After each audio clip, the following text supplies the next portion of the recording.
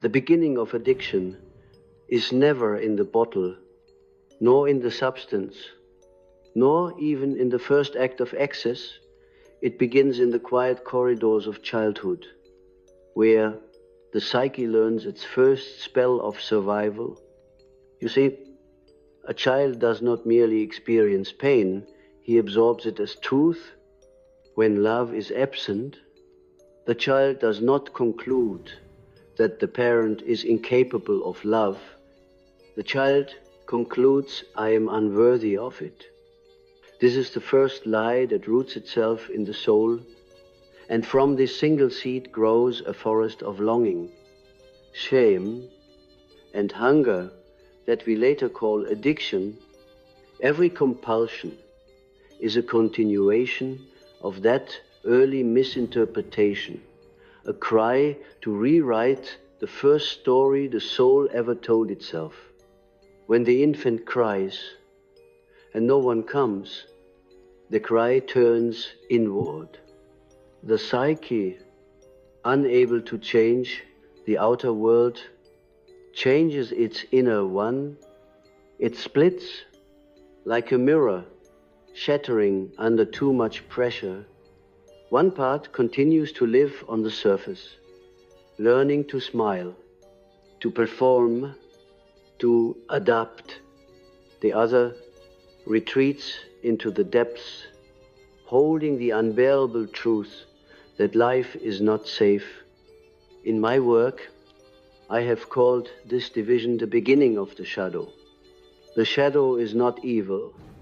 It is the hidden life of the psyche, the orphan child within, the forgotten God exiled from the conscious world. And when that shadow is not integrated, when the adult refuses to feel what the child once felt, it begins to act out its pain in symbols.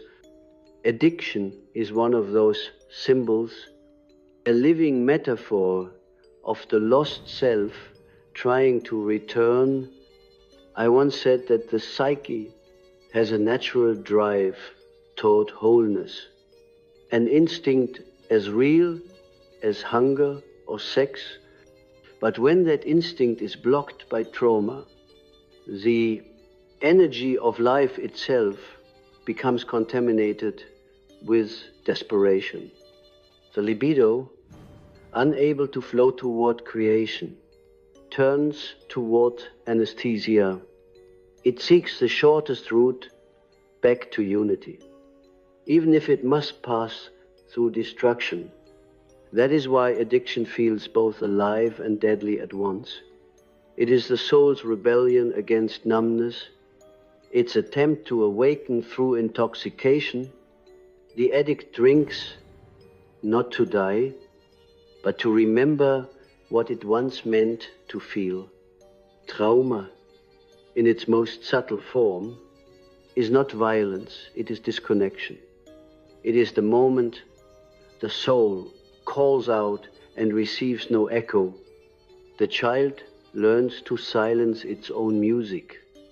Over years, this silence crystallizes into character traits: perfectionism, control, apathy, charm, intellect, all masks designed to hide the ancient wound of invisibility. But beneath these masks, the lost fragments of the psyche remain alive, whispering through symptoms, through dreams, through the trembling hands of the addict. What we call relapse is often the unconscious trying to remind the conscious mind, you have forgotten me again. Every addiction hides a myth. The alcoholic drinks to restore the warmth of the lost mother.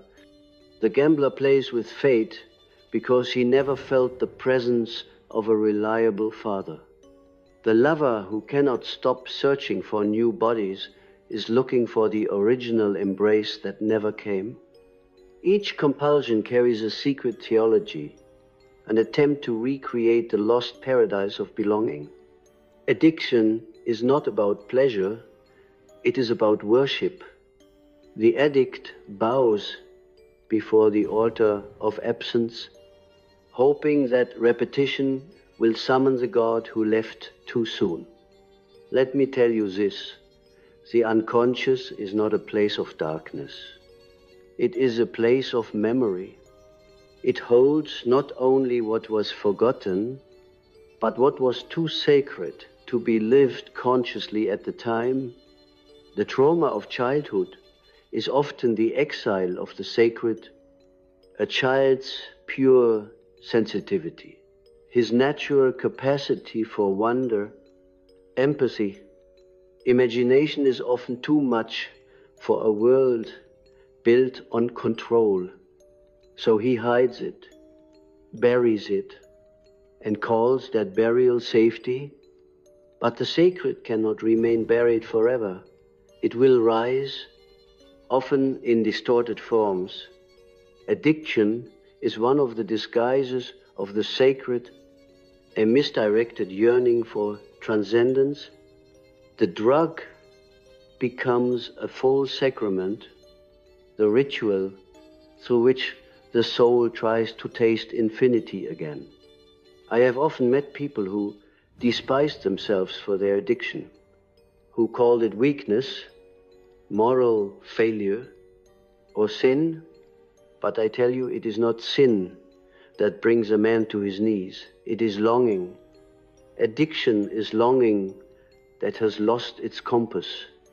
It is the ancient call of the soul that once knew unity and now aches for it again. But instead of seeking inward, the psyche projects its hunger outward onto substances.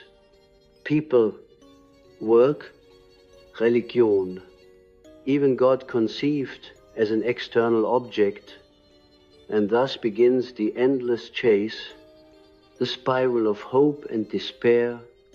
The more one seeks outside, the farther one moves from the inner source. The psyche, like the universe, moves by archetypal law. What is split must seek reunion. What is forgotten must be remembered.